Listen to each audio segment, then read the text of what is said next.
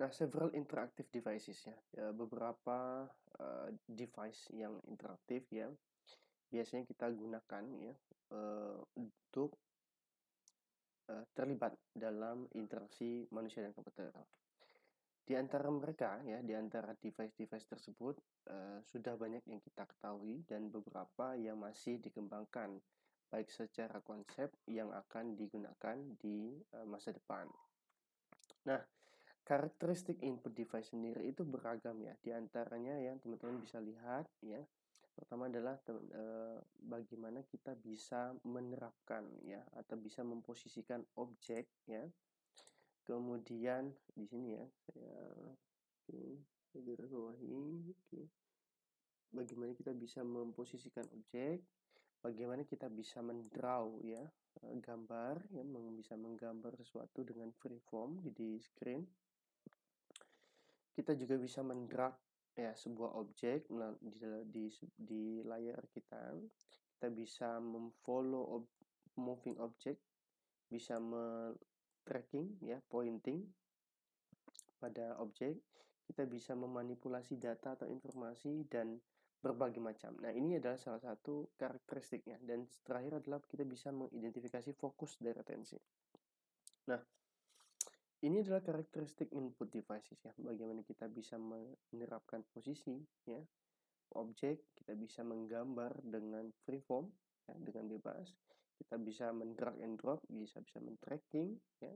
Kita bisa menunjuk ya pada satu objek, kita bisa memanipulasi data dan kita bisa men-select objek ataupun bisa mengidentifikasikan fokus yang ingin kita capai. Nah, ini salah satunya adalah dukungan dari input device. Nah, apa saja input device yang kita maksud adalah pertama adalah yang teman-teman ketahui ya, input device ini hampir seperti input device-nya pada inputan hardware komputer ya, dimana ada mouse, trackball, joystick ya, touchscreen, graphic table atau trackpad ya, keyboard, kemudian voice, gesture recognition, facial expression ya, eye tracking device, fingerprint, handwriting. Dan ini banyak sekali beberapa input device yang mungkin teman-teman sudah familiar.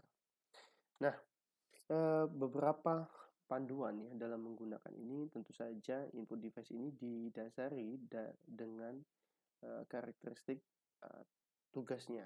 Nah, kita bisa menyesuaikan input device ini berdasarkan tasknya ataupun tujuan yang kita gunakan untuk menggunakan input device itu berdasarkan karakteristik tugasnya. Apa sih? Ketika kita membutuhkan untuk mempointing, ya kita bisa menggunakan mouse, ya kita bisa menggunakan trackpad, ya.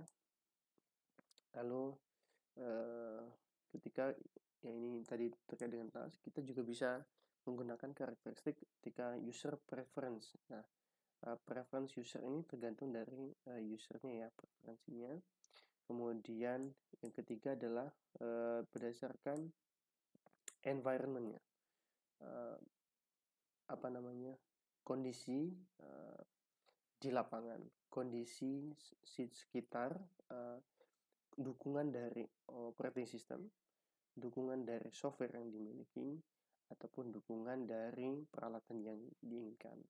Nah, itu juga bisa mengaruhi. Kemudian yang keempat adalah hardware karakteristik ya. Ini tergantung dari karakteristik dari hardware yang juga yang diinginkan dan compatibility-nya.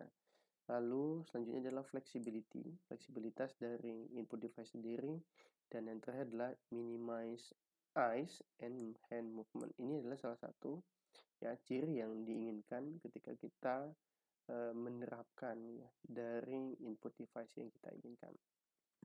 Nah, kemudian kita lanjut ke menu dan navigasi. Nah, pada menu dan navigasi ini mungkin teman-teman ya lebih familiar dengan menu dan navigasi karena memang setiap harinya kita akan mengoperasikan operating system di mobile maupun di desktop kita setiap harinya. Nah, seperti yang di screenshot sebelah kanan itu ya, bagaimana tampilan menu ya yang sudah biasa kita lihat, yang biasa kita operasikan, dan apa ya istilahnya? Apa saja sih sebenarnya yang mempengaruhi kita dalam memilih menu dan navigasi? Kita bahas satu persatu ya. Nah, navigasi menu ini sebenarnya salah satu ya yang seperti saya sampaikan tadi adalah salah satu yang paling kita sering lihat dan yang paling sering kita klik ya ketika ada antar muka pengguna atau tampilan pengguna, interface dari satu sistem yang biasa kita jumpai. Nah, ini adalah salah satu the most viewed and the most click. Nah, jadi ini adalah poin penting lah, intinya adalah poin penting dari satu interface yang memungkinkan pengguna untuk melakukan perpindahan atau navigasi dari satu menu ke menu lainnya. Nah, menu sendiri merupakan bentuk utama ya dari sistem navigasi ya, di mana jika kita mendesainnya dengan tepat, maka kita secara tidak langsung membantu user ya membangun model mentalnya ya, seperti yang sudah disampaikan di pertemuan-pertemuan sebelumnya, ada model mental dari sebuah sistem. Nah, model mental ini ya yang akan membuat user ini terbiasa. Model mental ini diselaraskan dengan experience-nya, sehingga dia tidak lagi canggung, tidak lagi bingung terhadap penggunaan dari sebuah sistem. Desain yang baik, ya desain yang tepat tentu saja akan membantu user lebih cepat dalam menggunakan sistem tersebut, terutama dalam mentality modelnya atau model mentality-nya. Nah, menu yang merupakan salah satu efektivitas ya dalam penggunaannya ya ketika human ya itu berhadapan dengan interface dari satu buah sistem. Nah, menu ini ya pada dasarnya disesuaikan dengan human biology, di mana dia akan direkognisi, dia akan dikenali, dan dia akan direkam di dalam sebuah memori. Nah, manusia menggunakan string ya dalam penggunaan rekognisinya ya, dan juga dia menyimpannya di dalam memorinya sehingga seperti yang kita sampaikan di interaction design principle ya, salah satu prinsip utamanya adalah memorability, jadi mampu diingat dan juga learnability dan mampu direcognize. Nah, menu ini ya beragam tampilannya dari yang simple sampai yang kompleks. Nah, struktur menu ini ya, struktur menu ya itu dipengaruhi, didefinisikan ya dari sejumlah kontrol yang diberikan ya kepada user dalam melakukan sebuah tugas. Nah, apa saja sih ya struktur menu yang biasa kita lihat? Kita akan lihat pertama adalah pertama kita akan membahas terkait dengan menu principle. Setelah kita mendefinisikan menu structure ini ya sebagai sejumlah sejumlah kontrol yang digunakan oleh user untuk melakukan tugas, kita harus mendefinisikan secara lebih detail terkait dengan prinsip-prinsip utama dari menu. Pertama, menu itu haruslah nimble. Nimble ini seperti yang kita lihat di gambar, menu ini harus mudah dibuka, harus selalu tertutup ya, dan kita selalu bisa berinteraksi dengannya. Nimble. Yang kedua adalah kontekstual. Nah, dalam hal ini kontekstual ini maksudnya adalah menu ini berisikan ya sesuatu yang user need. Jadi jangan sampai menu ini tidak dibutuhkan oleh pengguna, sehingga kontekstualnya langsung bisa dituju oleh pengguna. Yang ketiga adalah terkait dengan scannable. Nah, menu ini ya menu-menu yang kita sajikan itu mampu dengan mudah di-scanning oleh mata pengguna, sehingga secara tidak langsung ya seperti yang tadi prinsip utama dari desain ya, keep it simple and short ya. Kita gunakan yang paling simple, yang paling mudah direkognisi oleh mata, sehingga pengguna itu tidak membutuhkan waktu yang lama untuk mempelajari. Nah, seperti yang kita sampaikan, memang jangan sampai membuang waktu pengguna, karena memang kita tidak bisa memaksakan pengguna untuk selalu stay di satu sistem kita. Semakin lama user mempelajari, maka akan semakin cepat dia akan berada di dalam sistem kita, sehingga ada kemungkinan besar dia akan membandingkan dengan sistem yang lain, sehingga itu merupakan kerugian buat kita. Nah, seperti tadi saya sampaikan di sebuah tadi ya menu struktur ya. Selanjutnya kita akan mengenal menu-menu struktur-struktur menu yang ada yang sudah common ya. The most common structure ya diantaranya adalah single menu, sequential linear menu, simultaneous menu, hierarchical menu, dan connected menus. Nah, kita lihat di sini single menu. Nah, single menu ini secara konseptual ini membutuhkan pilihan. Pilihan-pilihan ini berdasarkan single menu ya, options ya, from the single menu. And no other menus will all follow necessitating additional user choice. Nah, sehingga dia hanya memiliki satu tampilan, tidak ada komparasi dari ataupun menu-menu tambahan. Nah, di sini kita membutuhkan 3 options, 3 choice. Nah, bisa dilihat di sini contohnya kita membutuhkan 3 choice ya untuk satu buah single menu. Nah, secara konseptual memang single menu ini membutuhkan choice ya. A single menu may be iterative ya. Ini memungkinkan terjadinya pengulangan. Ya, menu-menu itu atau option-option itu bisa jadi berulangan jika memang ya dibutuhkan data untuk bisa diinputkan ataupun di-enter ke dalamnya. Dan data itu ya merupakan secara subjek ya itu bisa divaliditas, bisa dicek ya validitas kegagalannya. Nah, menu ini ya akan direpresentasikan kepada user dalam bentuk sebuah pesan dan bisa di re-entry jika memiliki kesalahan. Nah, single menu ini biasa kita temukan ya dalam bentuk form ya, dalam bentuk pilihan-pilihan. Kemudian yang kedua adalah terkait dengan sequential linear menu. Kalau teman-teman lihat ya, choice ini biasanya kalau di dalam web ya, sebentar. Kalau di dalam satu web, biasanya dia ada di bagian bar menu ini ya, dan ini bentuknya adalah choice. Nah, ketika kita memilih satu choice, ya maka akan tampil satu halaman. Ketika dia berubah ke menu yang lain, maka ini juga akan terjadi perubahan. Dan yang dimaksudkan dengan interaktif ini, ketika dia mengulang pada satu menu, maka dia otomatis dia akan mereload kembali ya menu yang atau page yang ada di dalamnya. Nah, itu single menu. Kemudian yang kedua adalah sequential linear menu. Nah, sequential linear menu ini adalah menu yang banyak ya di dalam satu menu yang itu terdapat beberapa options. Presented on a series of screen processing only one path. The menu screens are presented in ya. Di sini ya, disebutkan bahwa memang menu sequential ini terdiri dari beberapa banyak menu ya.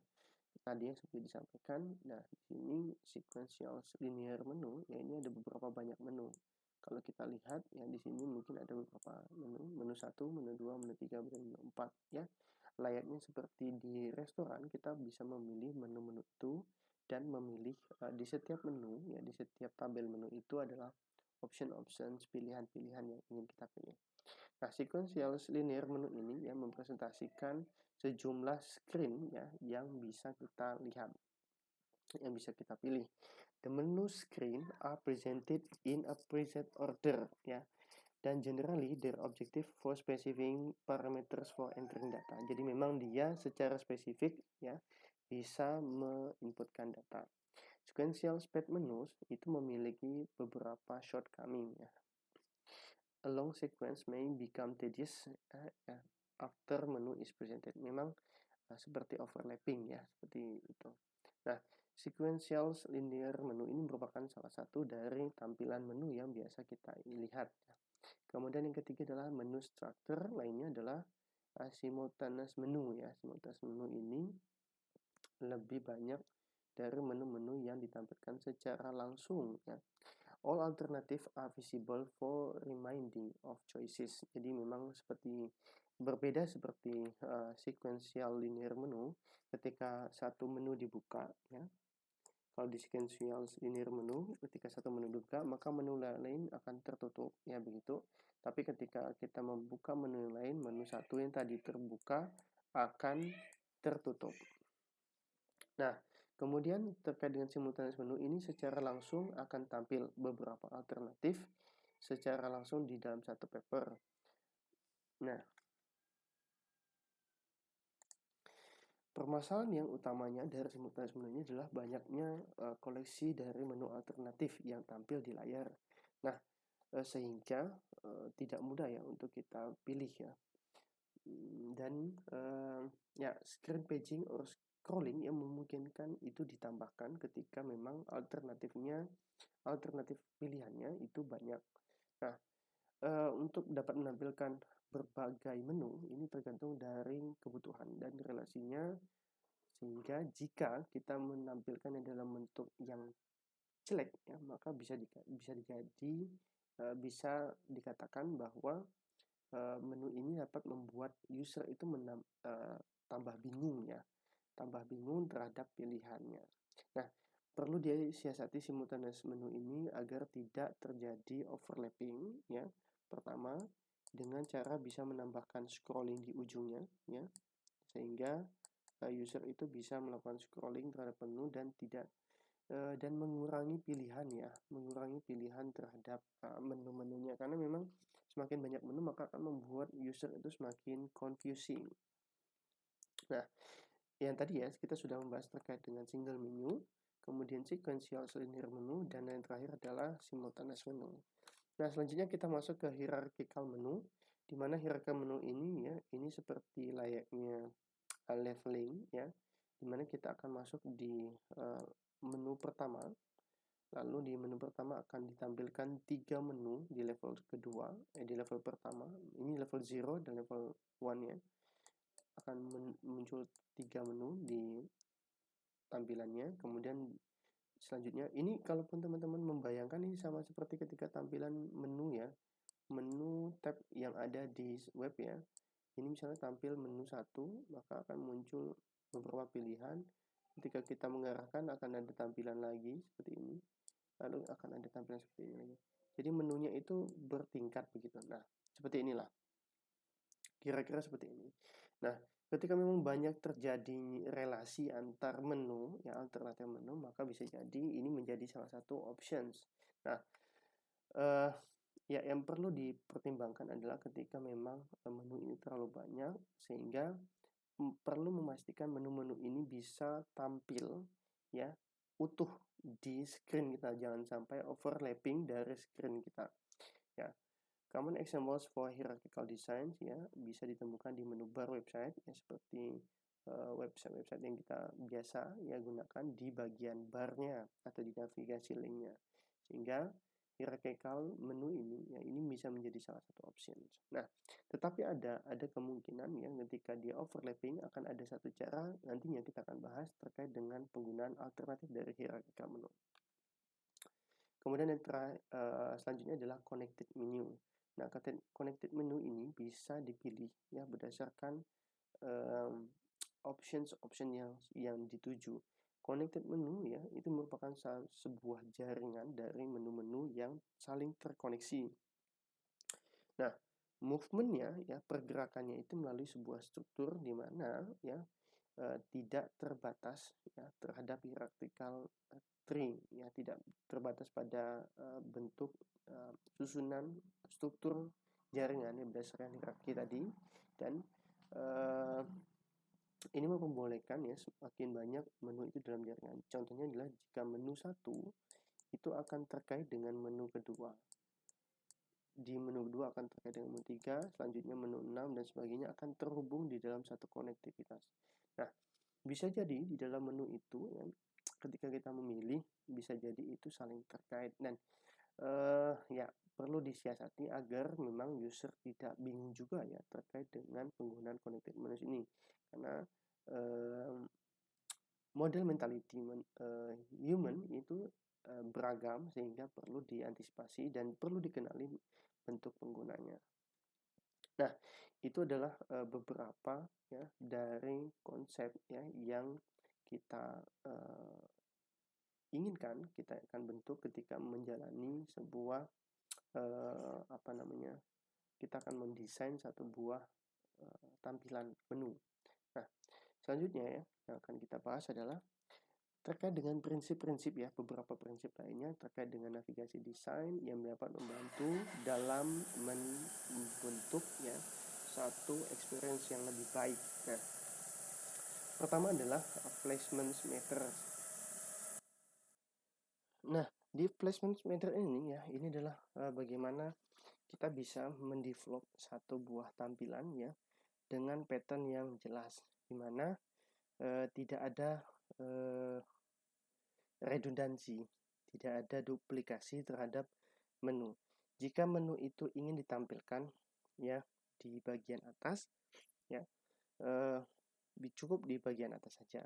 Tetapi jika memang menu akan ditampilkan di sebelah kanan, di bagian bawah, bagian kiri atau kanan, maka ditampilkan dalam bentuk kiri dan kanan.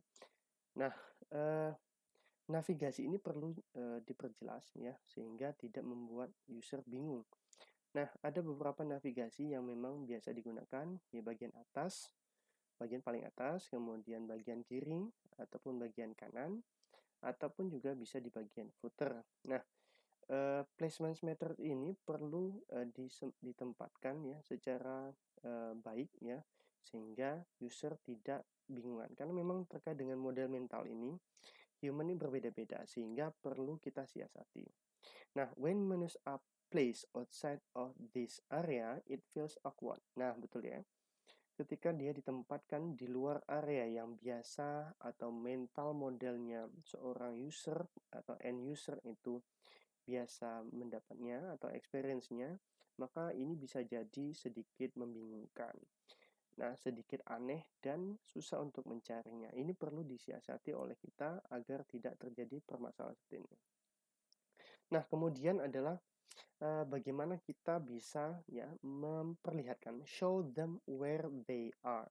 Kita bisa memberikan petunjuk ya kepada user sebenarnya mereka sekarang sedang ada di mana.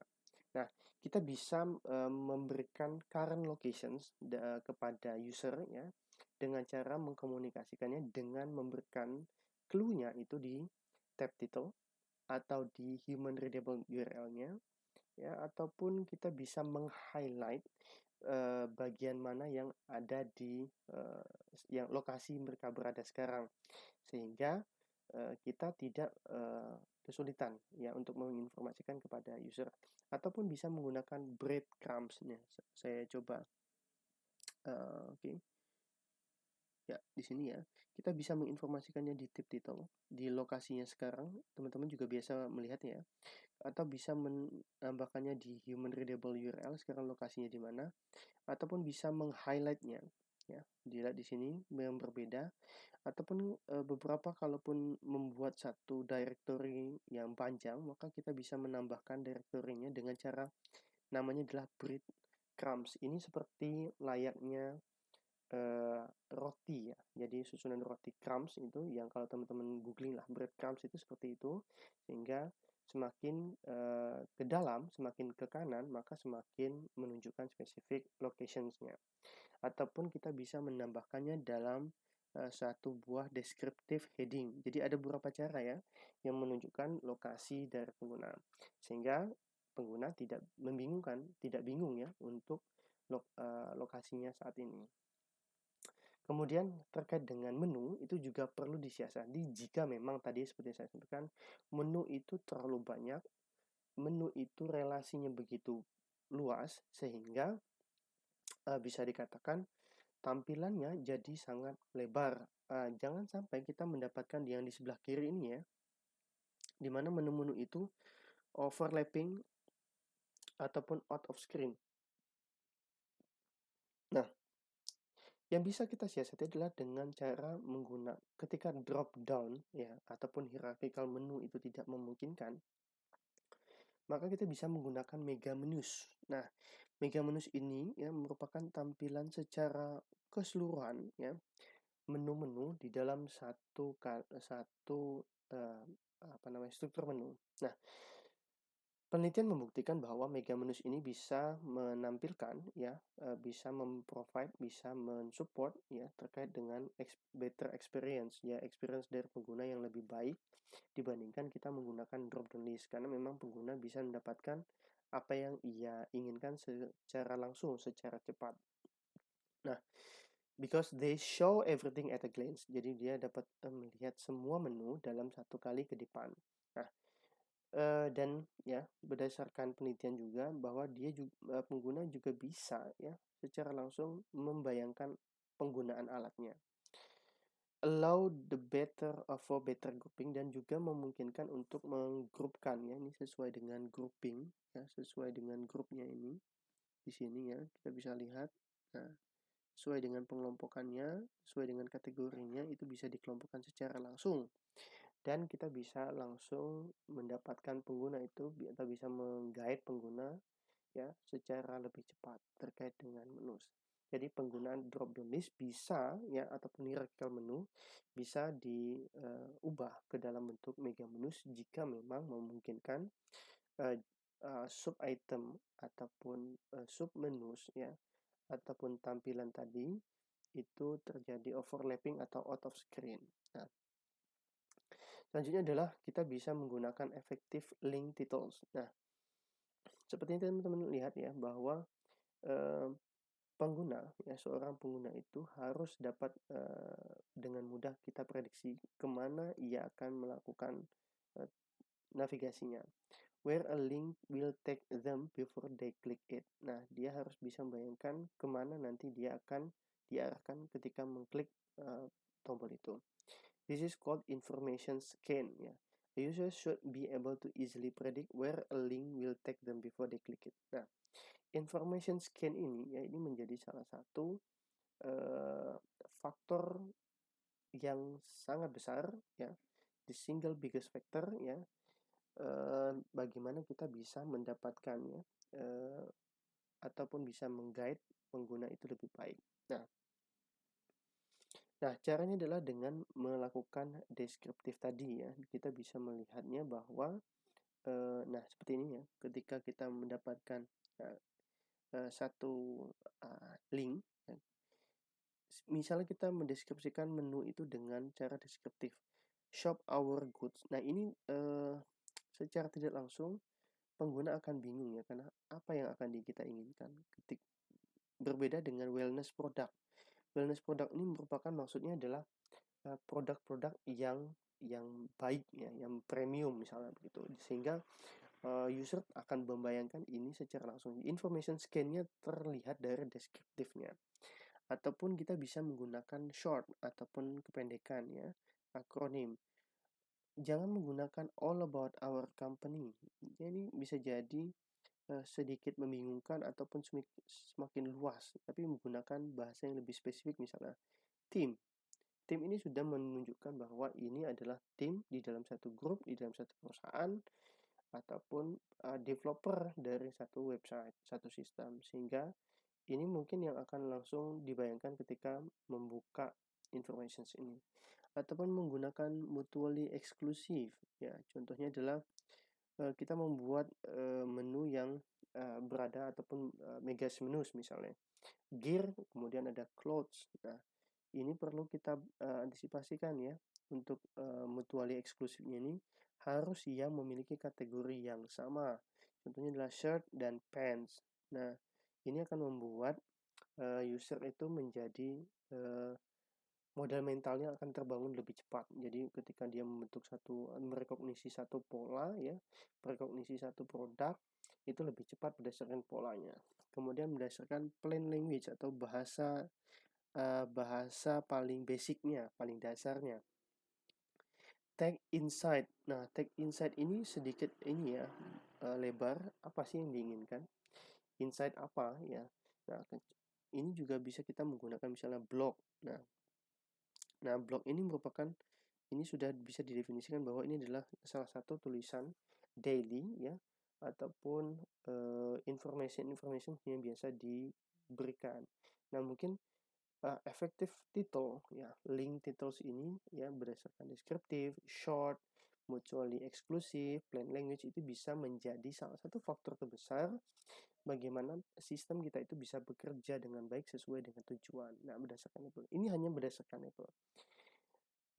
User should be able to easily predict where a link will take them. Itu namanya information scan. Information scan. Now, how many items? The right number of items in your menu depends on a few things. Nah, ya kalau bisa kita lihat ya sejumlah item ya. The right number of items in your menu depends on a few things, like how complicated your product is or how savvy your users are.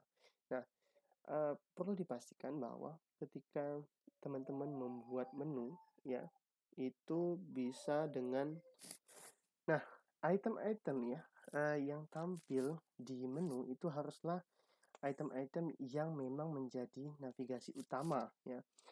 Pastikan setidaknya 6 sampai 7 item saja yang teman-teman tampilkan di bagian atas. Nah, items at the beginning and at the end of a list are most readable. Nah, ini pastikan bahwa menu-menu bagian ini ya, bagian yang paling sini, yang bagian paling atas, yang bar, sebentar. Nah, bar ini teman-teman pastikan bisa terbaca, tidak terjadi overlapping ataupun penumpukan terhadap menu sehingga user itu bisa membacanya dengan jelas. So put the most important links there, dan pastikan tadi penggunaan effective title itu menjadi sesuatu yang diutamakan, karena semakin panjang ya yang kita bisa membuat tulisan itu, menu itu menjadi overlapping, sehingga information scan-nya ini perlu disiasati. Short ya, kita bisa menggunakan teknik short. Kita bisa juga menggunakan mutually exclusive ataupun bisa menggunakan bahasa-bahasa yang basic. Nah, seperti yang tadi saya sampaikan, kita juga bisa menggunakan apa istilah tadi, Megas menus ya, untuk bisa mengelompokkan itu ke dalam beberapa kelompok ya. Group a secondary links in a mega menus or stick them in the footer, ataupun kita bisa meletakkannya beberapa navigasi lainnya ada di bagian footer, karena memang selain di bagian atas, di bagian bawah juga terbiasa. Jadi kita perlu juga tadi ya, waktu pengguna itu perlu dihargai, karena tidak selamanya pengguna itu tampil ataupun berada di screen kita. Kemudian yang kedua adalah kita perlu mengenali mental model pengguna. Mental model ini perlu teman-teman kaji lagi ya, terkait dengan video penjelasan sebelumnya, di mana kebiasaan pengguna itu akan mendasari experience-nya dalam menggunakan satu sistem. Menu itu yang tadi sudah sampaikan, kalau tidak di atas, itu ada di bagian bawah, kalau nggak di bagian kiri.